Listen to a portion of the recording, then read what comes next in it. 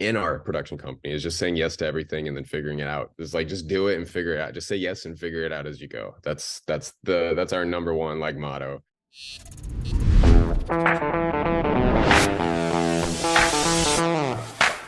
I'm a videographer, content creator slash filmmaker, editor, whatever you want to call it. I guess the most common phrase today is videographer, but video is definitely my forte when it comes to media, and not exactly in the most traditional sense either. I knew from the point that I kind of started around 18 years old that I really wanted to utilize video, not in like a Hollywood way or not in like a narrative way. I knew specifically, I was like, okay, I want to do creative. I didn't know what to call it at the time. I almost called it Instagram montages.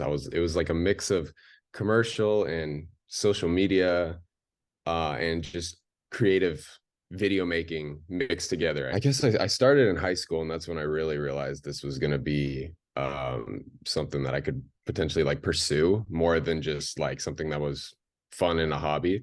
Towards the end of my high school years, I was doing camera opping for a documentary filmmaker in Beverly Hills, and that kind of got my feet off the ground with working and being filming. That was my first setting where I was doing actually doing filmmaking and getting paid for it. And then right before I started college, I started diving into motocross media, where I really just wanted to shoot motocross and thought I potentially would be hired by some sort of media outlet or magazine within the motocross industry. So I did that completely out of passion, bought my first like $3,000 to $4,000 camera setup. I was like, okay, we're doing this. So I guess 18 years old was when I was like, okay, we'll start taking this seriously, in the freelance realm. And then I quickly realized there's not much finances in the motocross industry, and they kind of got their people there. There's not much to differentiate from when you're just shooting motocross. It's very specific. So I was like, okay, how can I take this and run with it?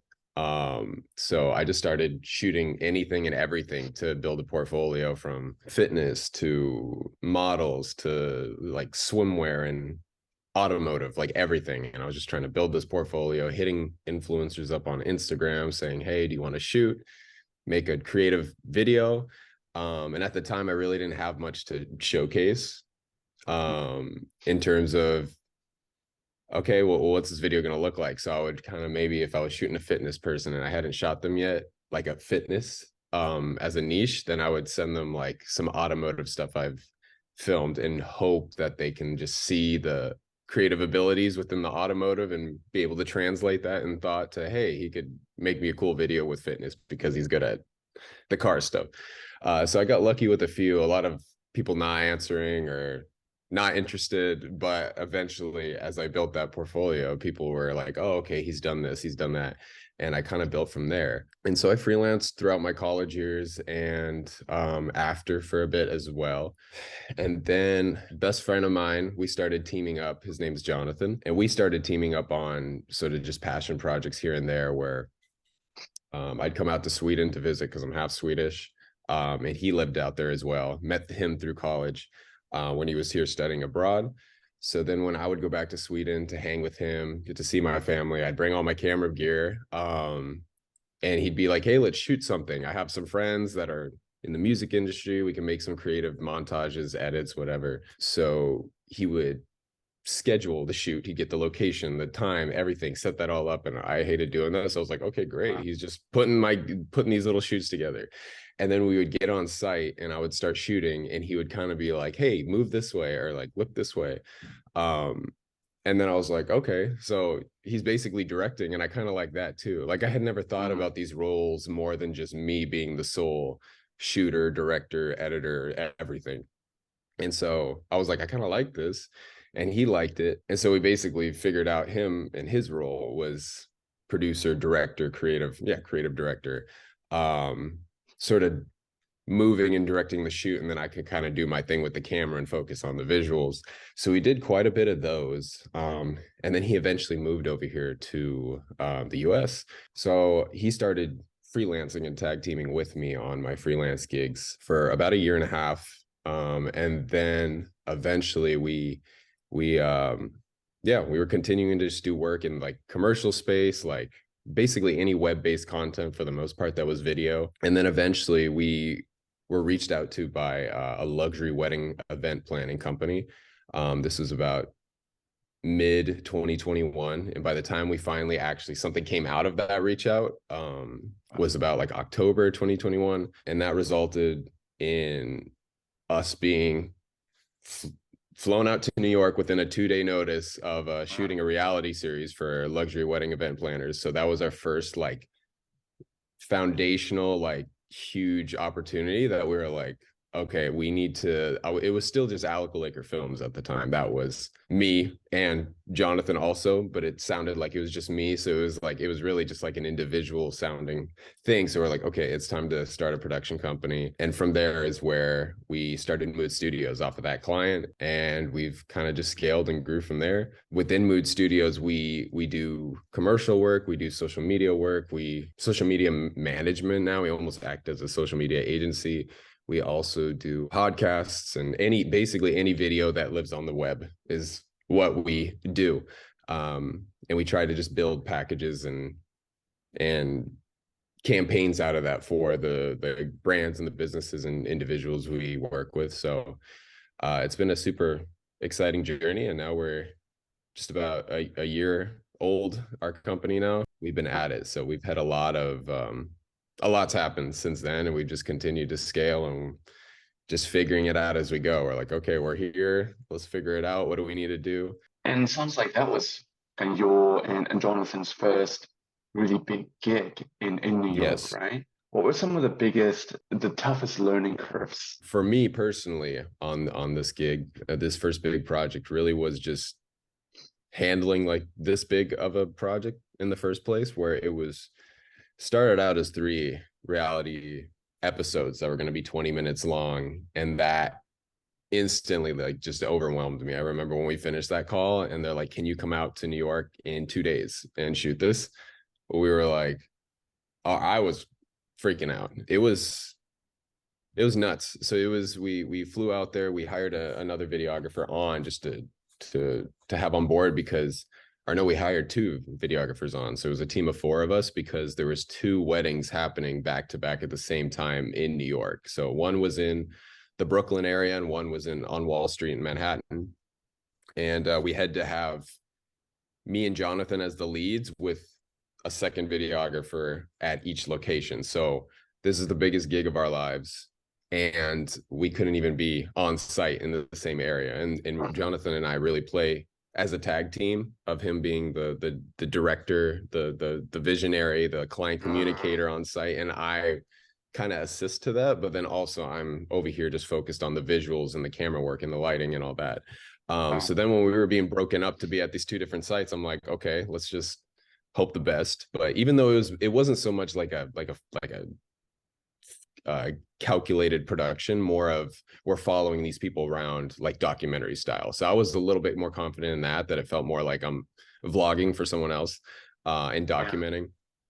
So we had to split up and just trust that things were moving and grooving at both locations, and everything was fine. But it was full day productions. These weddings, like you'll start setting up, like these planners will start setting up at like 6-7 in the morning, and then luckily we got to take off around 10 to 11, but these weddings won't even start till 6 p.m. So 6 a.m. to 6 p.m. is prep, because of how like big and grand these weddings are. And then from 6 to 2 is usually how late the productions will go. So it was a full day on our feet. So I guess just handling a production at that size, that was my biggest yet of doing something at that caliber. Push through, you keep the energy up and you go, and like we just figuring out stuff throughout the day. We're like, hey, this is working, this isn't working. But yeah, so overall on the production side, that was I guess more of a like something that I was nervous about in the beginning, just being uncomfortable in that sense of like, I don't know what this level of production is going to look like. And I think really just hopping into something that I wasn't confident in. I was like, hey, I've never done this. We haven't done this. It's a little bit uncomfortable, but just pursuing it anyways and jumping in and just figuring it out as you go. I think that's the number one thing to pursuing anything you want to do and getting to the next level in that. Yeah. He's really just pushing through being uncomfortable and thinking, can I do this? It's like, just do it and figure it out. Just say yes and figure it out as you go. That's our number one like motto that we've contributed towards as why we've gotten where we've gotten in our production company, is just saying yes to everything and then figuring it out. I guess another struggle for me, this is the more one for me personally, where when it came down to the editing, I was the sole editor for this series because we were still very early on. We're just starting our production company. The client in the first place was reaching out because they loved my work that I had done. So I was like, okay, well, I need to edit this to be sure that I'm achieving the vibe and the style and the quality of editing that they're looking for. But I was like, I've never edited something at this level of 20-minute episodes, like, and it was a struggle. There's a lot of procrastination I felt at times, a lot of phone calls with Jonathan of him trying to just prep me through it and be like, this is how you need to break it up, this is how you need to make this happen, because I was used to like 5Ks or sprints for edits, where I'd do these 1 to 2 minute videos that are very creative. Maybe I put like I'll sit down and just do a full day of editing and it's done, or maybe it's a few hours and then I'm done, the reward's there, I completed the edit. But this was like a whole nother beast. This was like jumping into a marathon without training for it really past a sprint or a 5K. So I was like overwhelmed like several times. I was so overwhelmed, and just so much support from Jonathan is really what helped, and him being like, hey, you got this. Hey, here's how you're going to break it up. Let me help you lay it out. And I finally pulled it off. I guess I started with just, okay, today I'm just going to pull selects for this. Like, I don't know. I didn't even know what these episodes were going to look like. We had footage from 4 different cameras. Yeah. From 2 different weddings. And I'm just like, I was freaking out. But internally, I'm not someone that freaks out much, and it's very external. I'm very internal with it. I get quiet. I'm kind of just getting my head. I'm like, okay, all right. So nothing dramatic. It was just very, very a personal thing. I'm sure you learn a lot in your first year of creating a production company. What are some of the biggest lessons? I'd say, I guess it depends on the person, but I would recommend to anyone to like find a team, another individual as a partner, or a team to do it with, and not try to do it alone. There's so much you're missing out on if you don't have multiple minds and thinkers and people working on the same goal or the same mission, I guess, at the end of the day, versus like if you're working on it alone, you don't even know the things that you're not thinking of or doing or taking action on when you're solo. Not saying you can't be successful that way, but I guess that's not something I look back on. I wish I could change, because that's the route I ended up going, where I got to work so closely with Jonathan as my business partner. But I'm just very glad I took that route. And that's when I really saw growth and scaling and change, is when I started working with Jonathan. One thing I'm grateful that we did, that I honestly, I would have regretted it if I would have been the sole decision maker. But I mean, Jonathan, with his background and his work ethic, was really saying yes to everything, regardless, like of the pricing of the type of gig, whatever it is. It's like, just say yes, and you have no idea what could come out of it. And set aside any like pride or ego or anything, or thinking I'm like above a certain type of gig, or like, no, we shouldn't do it, it's not even worth it for that amount, or like any of those factors. We would just say yes and figure it out, and make it more about the relationship with that client, rather than it being a transaction, which I feel like I thought more of. And I didn't invest in the relationship as much. But just saying yes. Yeah. At the end of the day, some of the opportunities we said yes to that I thought we shouldn't. And Jonathan was like, no, let's do this. And then I was like, okay, let's do it. Ended up being some of our biggest projects and our biggest clients that came as an outcome of that. I was always very much of a creative, as a freelancer. And I think it was even towards the end of my college years. Like, I had been freelancing for about a year to 2 years, I think. And I really realized, I was like, you need to know the business side. If you don't, you're just going to be a starving artist. Because unfortunately, you could be a great businessman and you cannot even be that good at videography or creative, and you'll still succeed, versus the master of the craft that knows nothing about the business. So when I realized that, I think I was in my last semester at Biola, and I just started learning stuff on my own, but focused on the business. I was like, okay, I need to learn this because I got the craft. I can just continue to learn and do that, but I need to know how to like sell myself. And that's what was huge with partnering with Jonathan, finding that partner that could fill in where my weaknesses were. And you put him in a room with people and he's going to secure the relationship and he's going to secure the deal at the end of the day.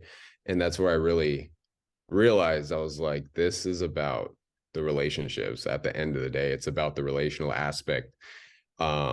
And yeah, even though clients might be attracted to us at first or even be intrigued, and where the conversation starts is based off of the work, at the end of the day, the reason we're securing them, and the level of satisfaction with the end Mm. product and why they continue to work with us moving forward is the relationship at the end of the day.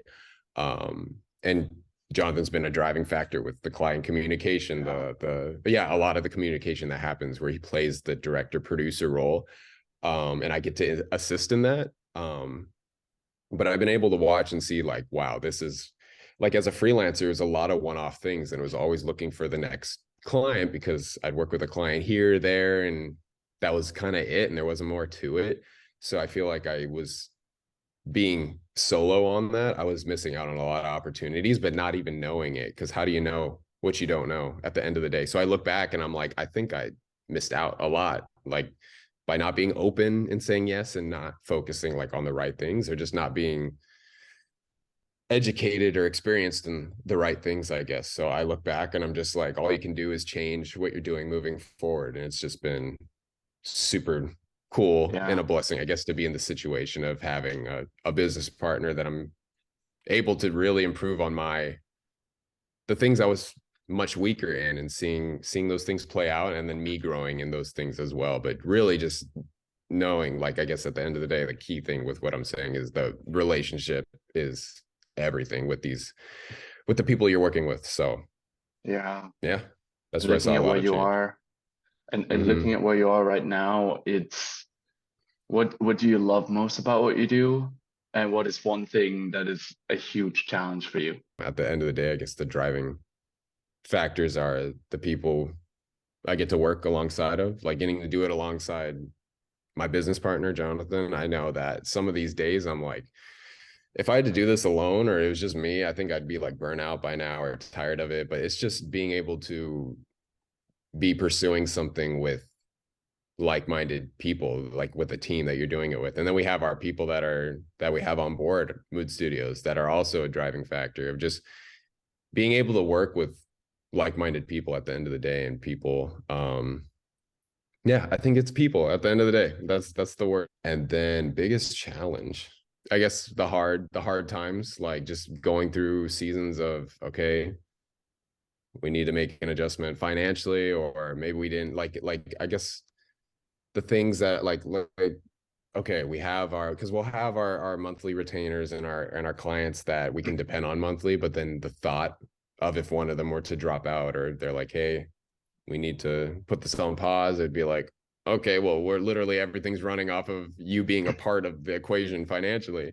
And then also with our one-off campaigns and gigs, always thinking, okay, well, next month we're going to have to find that exact style of gig to fill in to keeping us afloat, like sort of those things. Yeah, I guess Yeah. where am I going with the biggest challenge? I think is just being a business owner now Mhm. versus being a freelancer can be difficult because it's not just me I got to worry about. It's a whole team. What does the average busy day at Mood Studio LA, like what is that like?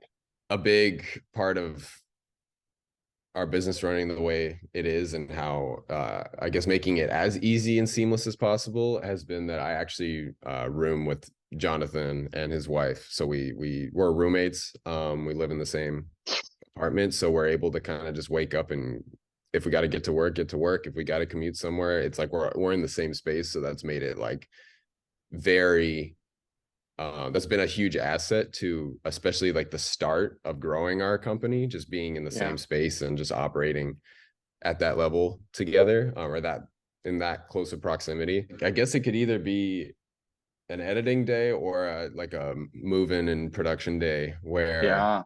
on a moving in production day, it could be anything from one of our retainer clients. One of them is a plastic surgeon in Beverly Hills, and me and Jonathan personally need to be on site 1 to 2 times a week, Yeah. where our social media manager will cover the rest of the days at that office. So we'll either that might be the only thing that day, Hmm. where we have to go out there when we're usually out there for it Yeah. turns into a day, even though it's about 5 hours that we'll Yeah. spend there. Um, and there's always usually some sort of meetings, Zoom meetings, phone call meetings around that, where we're stepping out of the office, for example, and taking something, or we'll take it in the morning, um, before any gigs we have. So it could be a day where we're at the office or we're for one of our monthly retainer clients, where we're doing the usual thing like that. Or it could be a day of just back to back gigs, in terms of maybe we have a listing in the morning, so we'll wake up, and we do have a structured routine of working out and things like that. So we'll sometimes we'll wake up early. If we have a gig at 9, we'll make sure that we're up at 7, get the workout in quick, and then we're straight to the house, drink a Mm. protein shake, have our gear at the door, throw it in the car, and then we're just off into that gig. Wow. So That's sometimes convenient. we'll have days, yeah, where that's where it really is convenient, living with my business partner. So it could either be a bunch of things stacked together, a listing here, and then maybe a quick shoot for a brand here, and then things kind of just like line up. Maybe it's a meeting that we're taking in person here. We've started doing that a lot more this year, where we're just meeting people for lunch or coffee or whatever it is, and just networking and building relationships with no, I guess, intention, or like no, like, okay, there's this goal or this action that needs to come out of it. It's more of just establishing it and going from there. Any last words that you have to, let's say, a college grad? Yeah, I'd say make the relational aspect number one. Just speak to people and focus just on building a relationship with people. And I think it really will stem from that, where it's easier said than done, for sure. I'm much more of the introvert. I'm at heart, I'm an introvert, and I've worked on qualities of myself to be better at the extroverted side, for sure. But either go full, if you're, take advantage, if you are an extrovert and you are someone that loves to be social and just talk and speak and meet people, take advantage of that and just do that. And I think that will get you super far, in terms of getting started as a videographer, or a media person of any kind. And then if you're not so much, work on those qualities of being able to just speak and get yourself in situations where you just do it, and just get out of your Mm, comfort zone and do it. But then also, it's not all of our strengths at the end of the day. Find an individual or a team or a partner, someone that can aid in that, and where you can really do that together with. Because I've noticed, for me personally, Jonathan's much more of the extrovert social person. And when I'm able to go into communication with him with potential clients or people, it makes it even easier for me, because I feel like not all the pressure's on me. As a mm, more introverted person, it's easier to engage and feel comfortable and relaxed, in mm. conversation, and be more social when I have Jonathan also a part of the conversation too. So um, that's just for me personally. So I feel like regardless if you're on the less social or more social end of the spectrum, it's relationships, period. Yeah. At the end of the day, there's no getting around it. So that's number one. But then also just get out there and build a portfolio, like just film anything and everything and say yes to everything. Don't think you're above anything. I mean, you heard it from me. I explained why, like, saying yes to everything became a shift in mindset for me, where I really wasn't like that at first, and how many opportunities I could have missed out on. But really just get people around you, get like-minded people around you to aid in making the best decisions for the goal you have in mind moving forward. Because when you're on your own, the decisions you're making, especially if it's just your thought and your, yeah, decision in you don't know what you could be missing out on, because you're thinking one way and you don't know how to think another way until you've thought another way before. And the easiest way to think in different ways, is by having other minds and other people speaking into you, and that you're Yeah. communicating with. So definitely get other people on board at the end of the day. Don't do it alone, Yeah. I would say. But yeah, And with networking, are there any immediate do's and immediate don'ts? I guess just treating it like it's just any conversation. Like, don't jump into it thinking it's you got to talk about numbers or something in particular, like overthink. Just like make it about a relationship with other person. And I feel like if that's the priority, just the conversation, almost like we're just having now, just make it casual, make it uh personable, make it authentic, and then I feel like everything else was just going to stem from that. Yeah, I don't know if I have anything else in terms of do's and don'ts with networking. Don't have any sole intention either, sole like outcome that needs to happen. Just let things happen and roll. And Mm, that's what I've started getting comfortable with this year, where we've started investing in more connecting and networking. And at first I was like, okay, well, what are we doing? Like, what's the purpose of this? But at the end of the day, you'd never know what that purpose could be until years later. I've yeah. seen it happen in my own life, meeting people, and then years later, it turned into something that I would have never thought. So again, that leads back to the just saying yes and just doing and just being and seeing what comes Yeah. out of it, just being genuine and authentic. Yeah.